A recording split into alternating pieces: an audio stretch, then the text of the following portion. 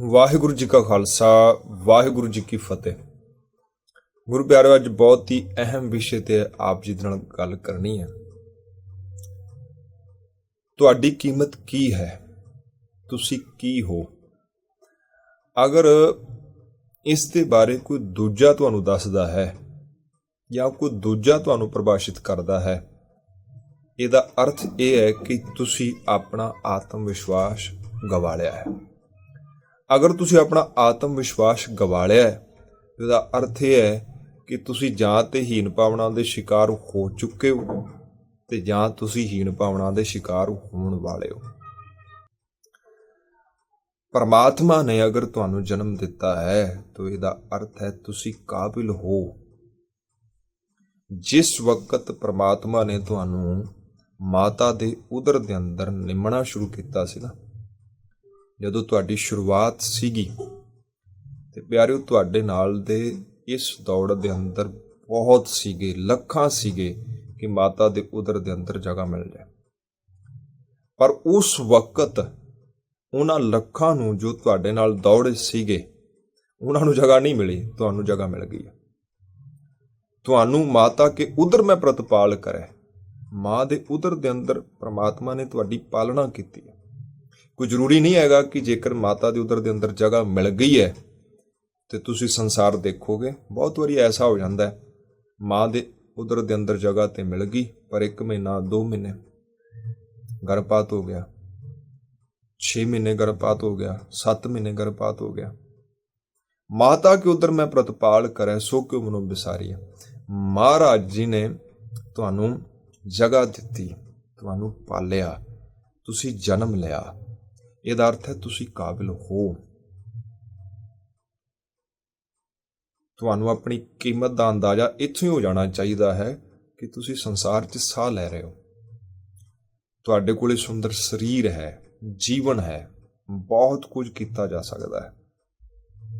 ਮੈਂ ਕਿਤਾਬ ਪੜ੍ਹ ਰਿਹਾ ਸੀ, ਡਾਕਟਰ ਜੋਸਫ ਮਰਫੀ ਦੀ ਲਿਖੀ ਹੋਈ ਕਿਤਾਬ ਸੀ, ਜਿਸ ਦੇ ਅੰਦਰ ਆਤਮ ਵਿਸ਼ਵਾਸ ਬਾਰੇ ਗੱਲ ਕੀਤੀ ਹੋਈ ਸੀ।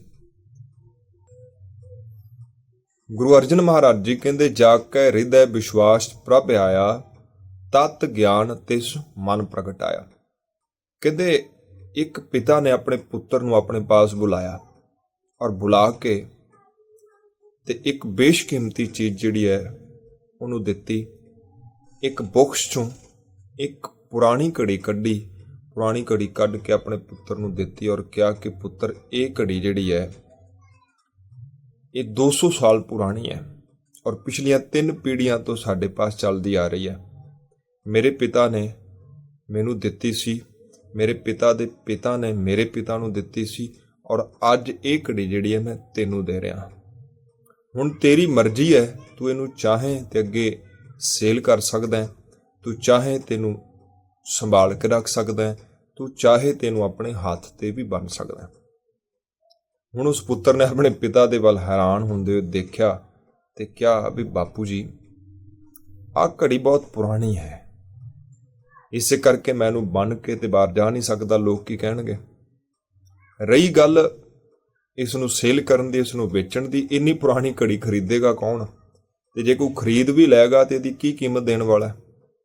ਇਹ ਤੇ ਇੱਕ ਹੀ ਕੰਮ ਹੋ ਸਕਦਾ, ਇਹਨੂੰ ਰੱਖਿਆ ਜਾ ਸਕਦਾ, ਜਿਵੇਂ ਤੁਸੀਂ ਰੱਖਿਆ ਸੀ ਮੈਂ ਵੀ ਰੱਖ ਦਾਂਗਾ।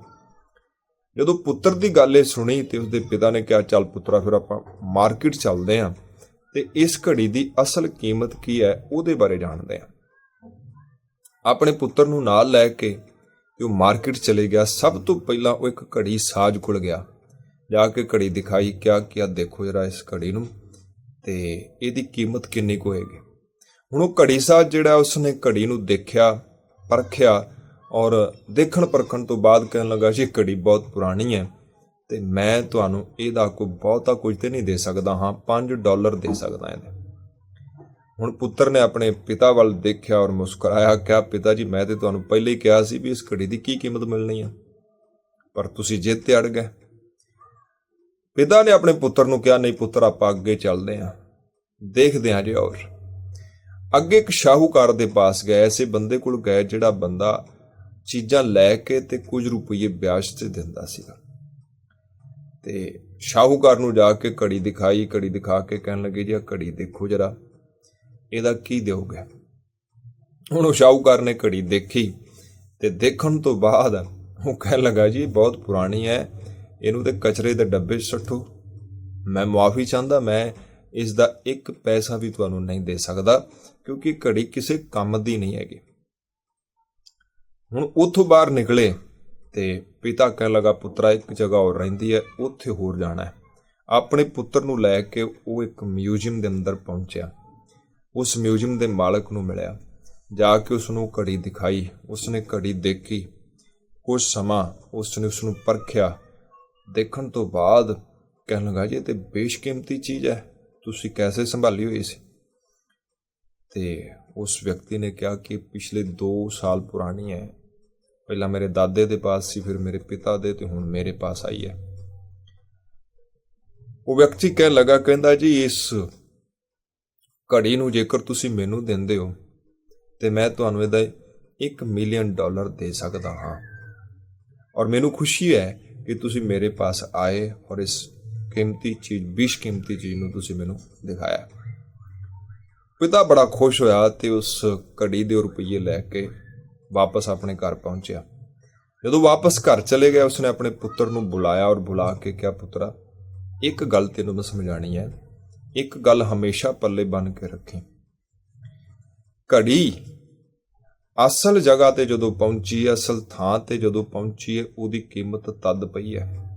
ਜਿਹੜਾ ਘੜੀ ਸਾਜ਼ ਹੈ, ਉਹਦੀਆਂ ਅੱਖਾਂ ਕੇਵਲ ਘੜੀ ਦੇ ਛੋਟੇ ਛੋਟੇ ਪਾਰਟ ਜਿਹੜੇ ਨੇ ਨਾ, ਉਹਨਾਂ ਨੂੰ ਦੇਖ ਸਕਦੀਆਂ ਨੇ। ਛੋਟੇ ਛੋਟੇ ਜਿਹੜੇ ਸਕਰੂ ਨੇ ਉਹਨਾਂ ਨੂੰ ਦੇਖ ਸਕਦੀਆਂ ਨੇ, ਪਰ ਉਹਦੀਆਂ ਅੱਖਾਂ ਜਿਹੜੀਆਂ ਨੇ ਉਹ ਇੰਨੀਆਂ ਪਾਰਖੂ ਨਹੀਂ ਹੈਗੀਆਂ ਕਿ ਉਹ ਇਸ ਐਂਟਿਕ ਪੀਸ ਦੀ ਅਸਲ ਕੀਮਤ ਨੂੰ ਜਾਣਦੀਆਂ ਹੋਣ।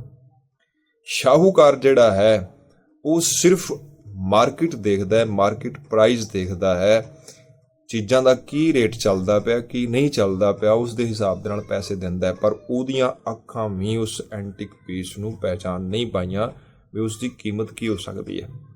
ਅਸਲ ਮਾਇਨਿਆਂ ਦੇ ਅੰਦਰ ਅਸਲ ਕੀਮਤ ਜਾਣੀ ਹੈ ਉਸ ਵਿਅਕਤੀ ਨੇ ਜਿਸ ਵਿਅਕਤੀ ਨੂੰ ਉਸ ਦੀ ਪਹਿਚਾਣ ਸੀ ਕਿ ਪੁਰਾਣੀ ਚੀਜ਼ ਦੀ ਕੀ ਕੀਮਤ ਹੋ ਸਕਦੀ ਹੈ।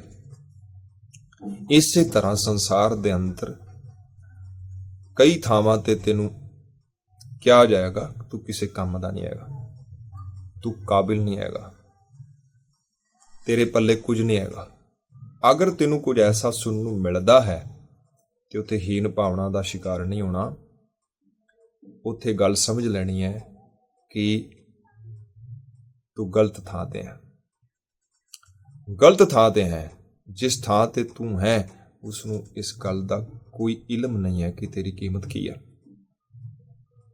ਉੱਥੇ ਦੁਖੀ ਨਹੀਂ ਹੋਣਾ, ਫਰਸਟ੍ਰੇਟ ਨਹੀਂ ਹੋਣਾ, ਗੁੱਸੇ 'ਚ ਨਹੀਂ ਆਉਣਾ, ਕ੍ਰੋਧ 'ਚ ਨਹੀਂ ਆਉਣਾ, ਹੀਨ ਭਾਵਨਾ ਦੇ ਸ਼ਿਕਾਰ ਨਹੀਂ ਹੋਣਾ, ਔਰ ਇਹ ਗੱਲ ਨੂੰ ਆਪਣੇ ਧਿਆਨ 'ਚ ਲੈ ਲੈਣਾ ਹੈ ਕਿ ਇਹ ਗਲਤ ਥਾਂ ਹੈ ਜਿੱਥੇ ਮੈਂ ਆ ਗਿਆ। ਇੱਥੇ ਇਹਨੂੰ ਪਤਾ ਨਹੀਂ ਕਿ ਕੀਮਤ ਅਸਲ 'ਚ ਹੈ ਕੀ ਹੈ। ਮਹਾਰਾਜ ਜੀ ਕਹਿੰਦੇ, ਧੰਨ ਗੁਰੂ ਅਰਜਨ ਸੱਚੇ ਪਾਤਸ਼ਾਹ ਮਹਾਰਾਜ ਜੀ, ਜਾਕੈ ਹਿਰਦੈ ਵਿਸ਼ਵਾਸ ਪ੍ਰਭ ਆਇਆ, ਤਤ ਗਿਆਨ ਤਿਸ ਮਨ ਪ੍ਰਗਟਾਇਆ।